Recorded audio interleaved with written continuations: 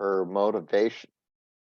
Nuru today is working out of her motivational pathway.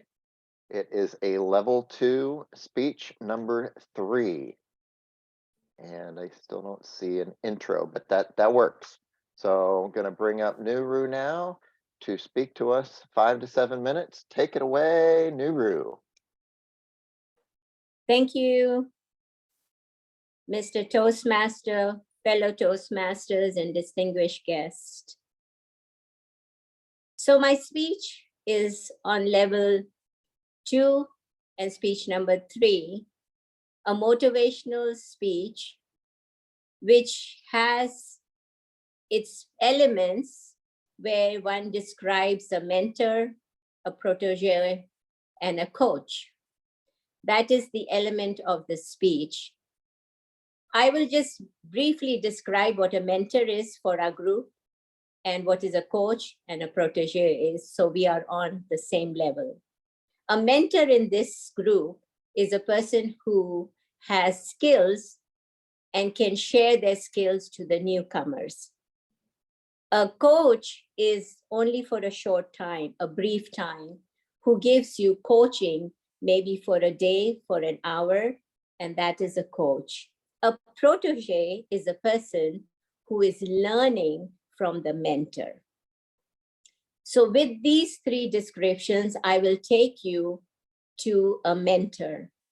I was a mentor in many fields. I was a coach in many fields, and I was a protege in many fields. So when I came from Pakistan to USA, my mentor was my husband.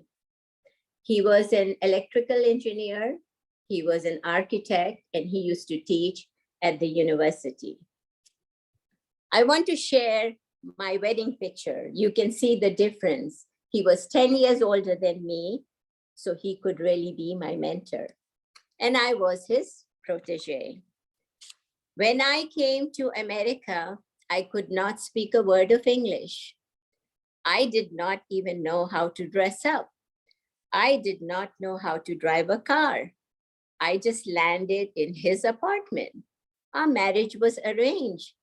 I did not know the person. Can you imagine yourself being in my situation in a third world country? Just think about it. So here, I sit there and ask my husband, how am I ever going to learn this English? He did not say anything because he was a professor at the university. He did not tell me, you know what, you need to join the university. My husband was a very unique mentor. He said, Nuru, while you're home, turn the evening TV on and watch the news. Watch the local news and watch the world news. I shook my head. I was 19 and I thought, oh my God, I left the third world country to come to USA to do this. I wanted to go to Hollywood. There was no way I was going to watch the world news at 19.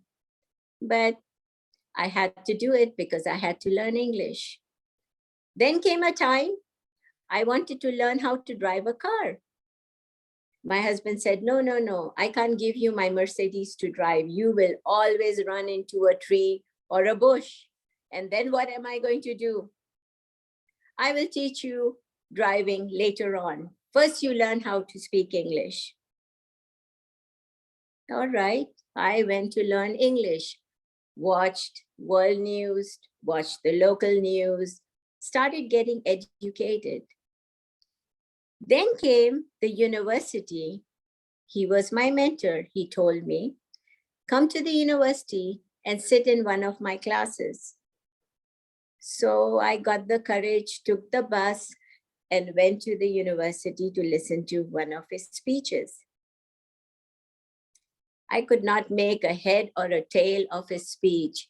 Can you imagine a high school child or a high school student going into a master's program and understanding structural engineering?